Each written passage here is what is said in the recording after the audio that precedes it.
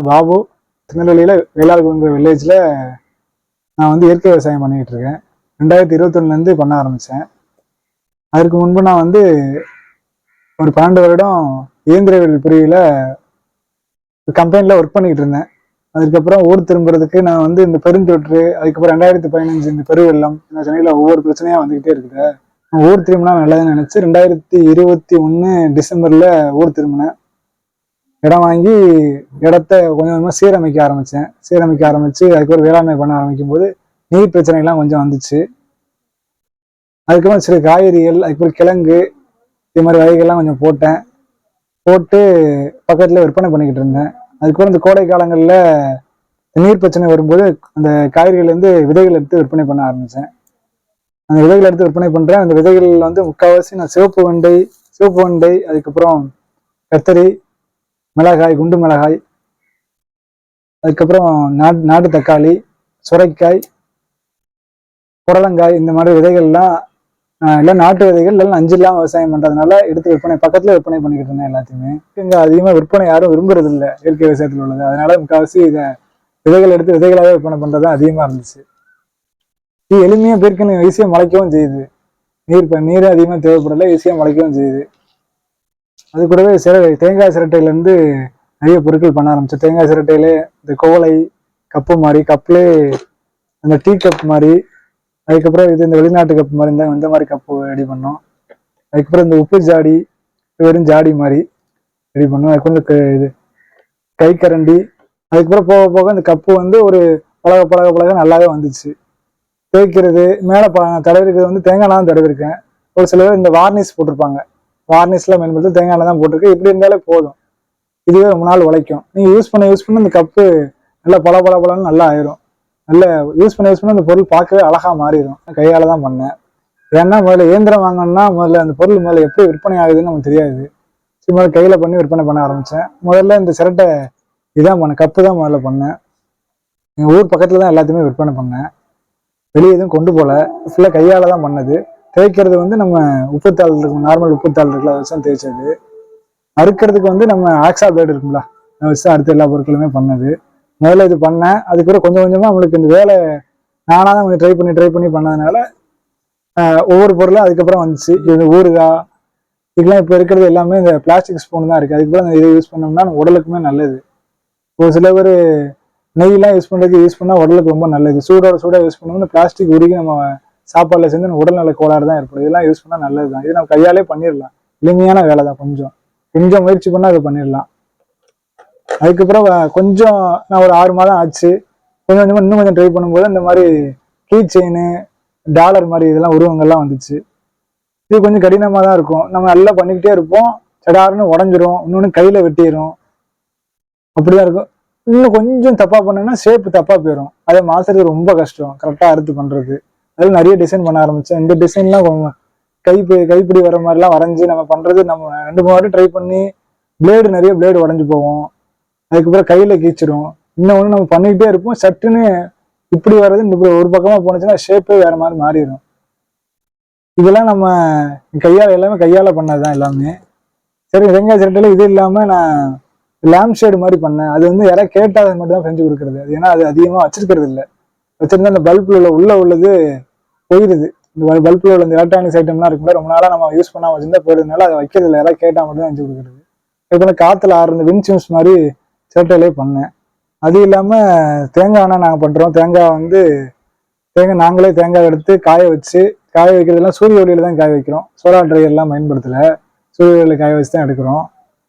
Course நாங்களே காய வச்சு எடுத்து செக்கில் போய் ஆடிட்டு வந்து அதுக்கப்புறம் காய வைக்கிறதும் சூரிய ஒளியில தான் காய வைக்கிறது. ஃபில்டர்லாம் பயன்படுத்தல. இப்போ ஒரு சில பேர் ஃபில்டர் பயன்படுத்துவாங்க. அதனால என்ன ஆகும்னா உள்ள ஃபுல் சத்தையும் எடுத்துருவாங்க, உள்ள வாசம் போய் அதுக்கப்புறம் அந்த தேங்காய் எண்ணெய்க்கான வாசத்தை உள்ள சேர்ப்பாங்க. செக்கில் இருக்கும் முக்கால்வாசி பேர் இப்படி பண்ணுவாங்க. அப்படி ஏன் அப்படி பண்றாங்கன்னா, தேங்காய் எண்ணெய் ரொம்ப நாளா கெட்டு போயிடக்கூடாது, வாசம் சீக்கிரம் போயிடும். இப்போ நாம பண்றதுனால என்ன ஆகும்னா, நான் தேங்காய் எண்ணெய் முக்கால்வாசி இப்போ ஒரு 10 பேருக்கு தேவைப்படுது, 20 பேருக்கு தேவைப்படுதுன்னா அதுக்கேற்ற மாதிரி ஒரு 20 கிலோ தேங்காய் எடுத்து போய் ஆட்டிட்டு வந்துட்டு அது அதிகபட்சம் ஒரு மாசம், அதிகபட்சம் 20 நாளைக்குள்ள எல்லாருக்கும் கொடுத்துருவேன். 10 நாள் 15 நாளுக்குள்ள. ஏன்னா 2 மாசத்துக்கு மேல அதோட வாசம் இருக்குங்களா, வாசம் கொஞ்சம் கொஞ்சமா படிப்படியாக கம்மியாக ஆரம்பிக்கும். 2 மாசத்துல வாசம் அப்படியே ஓரளவுக்கு கம்மியாயிரும். அதுக்கப்புறம் பயன்படுத்தலாம். நீங்க முதல்ல தேங்காய் எண்ணெய் வாங்கும் போது உள்ள வாசம் அப்படியே கம்மி, பாதிக்கு பாதியாயிரும். நிறைய பேர் சோலார் ட்ரையர் பயன்படுத்தினால எப்பவுமே எண்ணெய் ஆட்டுவாங்க. நம்ம சூரிய ஒளியில பயன்படுத்துறதுனால மழை காலங்கள்ல நம்ம கொஞ்சம் கம்மியா தான் எண்ணெய் கொடுத்துக்கிட்டு இருக்கோம். நாட்டு மாட்டு பால்ல இருந்து நம்ம இருக்கிற பால்ல இருந்து எடுத்து நெய் எடுத்து விற்பனை பண்ணிட்டு இருக்கோம். அதோட வாசம் உங்களுக்கு வெளியே இருக்கிற விட வாசம் வித்தியாசமா தெரியுது. நம்ம ஊர் மாடுனால என்ன ஆகும்னா, நீங்க இப்ப வெயில்ல அதிகமா அலையிறீங்க. நம்ம ஊர் மாடுகள் முக்காசி வெயில் மழை எல்லாத்தையுமே தாக்கு பிடிக்கும். ஒரு சில பேருக்கு அதிகமான வெயில்ல போனா அந்த தலை சுத்து, உடல் சோர்வுலாம் ஏற்படும். இந்த நெய் சாப்பிட்டா கொஞ்சம் உங்களுக்கு அந்த உடல் உள்ள சக்தி அதிகமா இருக்கும். இப்போ ஒருவேளை சளி பிடிக்குது, இடத்துல சளி பிடிச்சிருக்குன்னா இது மருந்துகளை இது கிட்டத்தட்ட ஒரு சின்ன மருந்து மாதிரியே பயன்படுத்தலாம். நாங்க இப்போ இந்த கேழ்வரகு, கோதுமை, கம்பு மூலியம் பிஸ்கட் பண்றோம். நான் நாட்டு சக்கரை மட்டும் தான் போட்டு பண்றோம், சீனி சக்கரை சேர்க்கறது இல்லை.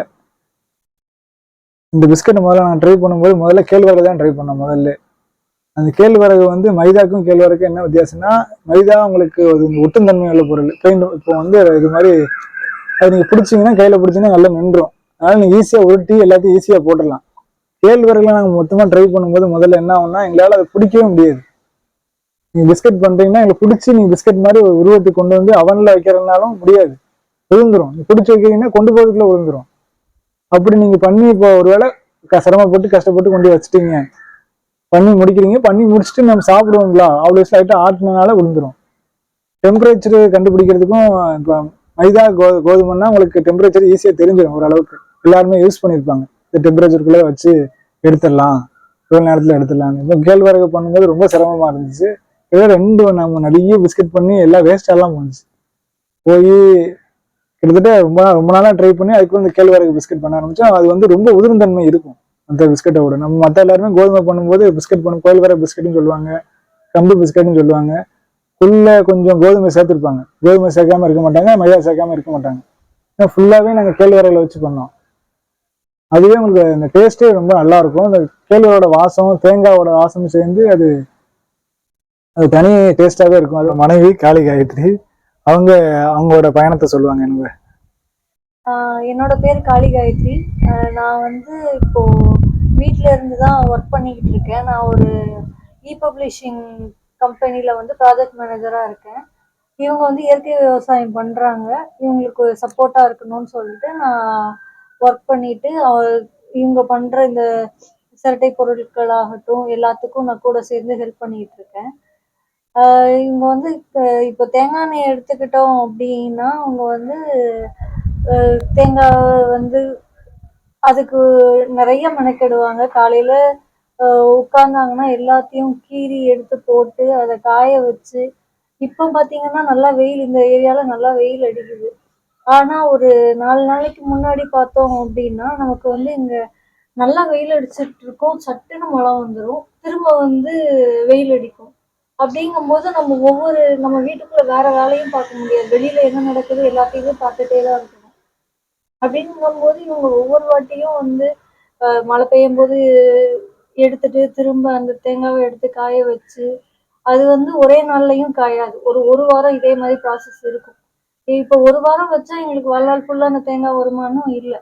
அது ஒரு அந்த ஒரு வாரத்துக்குள்ள தேங்காய் எண்ணெய்க்குள்ள தேங்காவா தான் இருக்கும். நமக்கு ஒரு 20 கிலோ அந்த கொப்பரை கிட்ட வந்தா மட்டும்தான் நமக்கு ஒரு 6 லிட்டரு 7 லிட்டரே வரும் தேங்காய் எண்ணெய். அது போதுமான அளவாகவும் இருக்காது. அதனால சரி இவங்க மற்றதையும் பண்ணணும் அப்படின்னு சொல்லிட்டு தான் சிரட்டை பொருள் ஆரம்பிச்சாங்க. அப்புறம் தேங்காய் எண்ணெய் ஆரம்பிச்சாங்க. அதெல்லாம் பண்ணிட்டு இருக்கும்போது சைடில் அப்போ பிஸ்கட் ஆரம்பிப்போம். இந்த பிஸ்கட் ஐடியாலாம் எப்படி வந்ததுன்னா, இவங்க தான் இயற்கையாகவே எல்லாத்தையுமே கொடுக்கணும் அப்படின்ட்டு இருந்தாங்க. கெமிக்கல் சேர்க்காம எல்லாமே நேச்சுரலாகவே இருக்கணும், வீட்டில் பண்ணுற மாதிரி இருக்கணும் அப்படின்னு சொல்லிட்டு தான் அவங்க பண்ண ஆரம்பிச்சாங்க. பண்ணிட்டு இருக்கும்போது சரி பிஸ்கட் பண்ணலாம் திடீர்னு, அதாவது ஒரு ஐடியா இருந்தது, ஏதாவது வித்தியாசமாக பண்ணணுங்கிற மாதிரி ஐடியா இருந்தது. ஆனால் திடீர்னு ஏதாவது ஒரு ஆசை முளைக்குள்ள, அந்த மாதிரி தான் திடீர்னு பேக்கிங்குள்ள ஒரு ஆசை வந்தது. அந்த ஆசை எப்படி வந்ததுன்னா, நிறைய இந்த மீஷோலாம் பார்த்தோன்னா நிறைய இந்த பேக்கிங் மெட்டீரியல்ஸ் பார்த்தோன்னா வாங்கி வச்சுட்டு சரி அதை வச்சு பண்ணலாமே அப்படின்னு சொல்லிட்டு பண்ணும்போது தான் இந்த கேப்பர் பிஸ்கட் அந்த மாதிரி ஒவ்வொன்றையா ட்ரை பண்ணும்போது நிறையா எங்களுக்கு ஃபெயிலியரும் வந்தது. ஸ்டார்டிங்கில் கம்மியாக தான் போட்டோம், ஏன்னா மொத்தமாக போட்டு இதாகிடக்கூடாதுன்னு ஒவ்வொரு குதிரைவாளியில் போட்டு ட்ரை பண்ணோம். இதில் கேப்பை, அப்புறம் வந்து கம்பு எல்லாத்துலேயுமே போட்டு ட்ரை பண்ணோம். ட்ரை பண்ணும்போது எடுத்தோன்னெல்லாம் எங்களுக்கு வரல. நிறையா ஃபெயிலியர்ஸும் இருந்தது. சரி, அ அ கம்பு போடும்போது என்னன்னா, நம்ம கஷ்டப்பட்டு ஒரு 2 மணி நேரம், 3 மணி நேரம் உட்காந்து ஷேப் பண்ணி வச்சுட்டு நம்ம வந்து ஒரு 10 நிமிஷத்துல பார்த்தோம்னா, அது ஏதோ பாகு காய்ச்சி ஊத்தி விட்ட மாதிரி ட்ரேல ஃபுல்லா இருக்கும். அதுக்கப்புறம் அது ஷேப்பாவே எடுக்க முடியாது. நம்ம அப்படியே நல்லா நொறுக்கி தூள் தூளா சாப்பிடுற மாதிரிலாம் இருந்திருக்கு. அத எப்படி காலி பண்றதுன்னு தெரியாம கூட முழிச்சிருக்கோம். அந்த மாதிரிலாம் டைம் உண்டு. அந்த மாதிரி ஒவ்வொரு தப்பா செஞ்சு செஞ்சு தான் இப்ப வந்து ஒரு ஷேப்புக்கு பிஸ்கட்டுன்னு வந்தா ஒரு ரவுண்ட் ஷேப்புக்கு எங்களால கொண்டு வர முடிஞ்சது.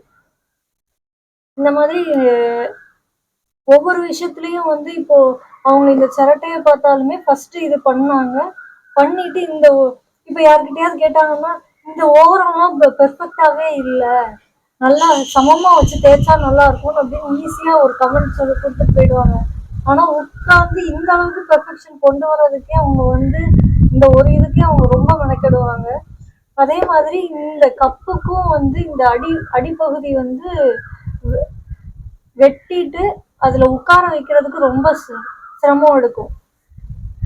என்னன்னா திடீர்னு வந்து நம்ம ஈஸியா இப்படி தூக்கி இப்படி உட்கார வைக்கிற மாதிரி உட்கார வைக்க முடியாது. உட்கார்ந்தா திடீர்னு இந்த பக்கம் இறங்கி இந்த பக்கம் ஏறிடும். நம்ம கரெக்டா டூல்ஸும் எதுவும் கிடையாது. ஃபுல் அண்ட் ஃபுல் இவங்க கைட்ட பண்றதுனால உட்காந்து இப்படி கரெக்டா வச்சு ஒரு 2 பேர் இவங்க எல்லாத்தையும் தனித்தனியா பண்ணிடுவாங்க. ஒட்டுற சமயம் வந்து ரொம்ப கஷ்டம். இது தனியா பண்றது கூட ஓரளவுக்கு ஒட்டுறதை கம்பேர் பண்ணும்போது இதெல்லாம் ஒரு கஷ்டம்னாலும் இது இதெல்லாம் வெட்டி வச்சிருவாங்க. இந்த 3 பார்ட்டா இது இது இது 3யுமே வச்சிருவாங்க. ஆனா ஒட்டுறதுதான் அதுக்கே நமக்கு வந்து ஒரு சிரட்டை ஒட்டுறதுக்கு எப்படியும் ஒரு 1/2 மணி நேரம் 3/4 மணி நேரம் எடுத்துக்கும்.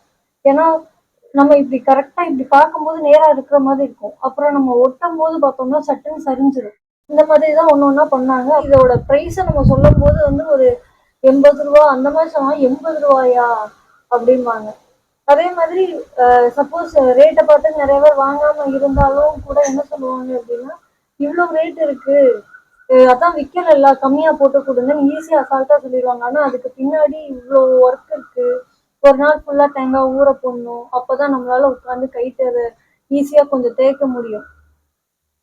இவ்வளவு ஒர்க் இருக்கும்போது அசால்ட்டா வந்து கம்மியான ரேட்டுக்கு கொடுங்க அப்படின்னு கேட்டுருவாங்க. குடுக்குறதுல பிரச்சனை இல்லை. இப்போ வந்து அதுல வேலை கம்மி அப்படிங்கும்போது அவங்க என்னன்னா வெறும் சிரட்டை தானே அப்படின்னு பாக்குறாங்க தவிர அதுக்கு பின்னாடி இருக்கிற வேலையை அதையும் யோசிச்சாங்கன்னா பெட்டரா இருக்கும். பொருள்லாம் வந்து ஆன்லைன்லயும் அனுப்புறோம், கொரியர்ல அனுப்புறோம்.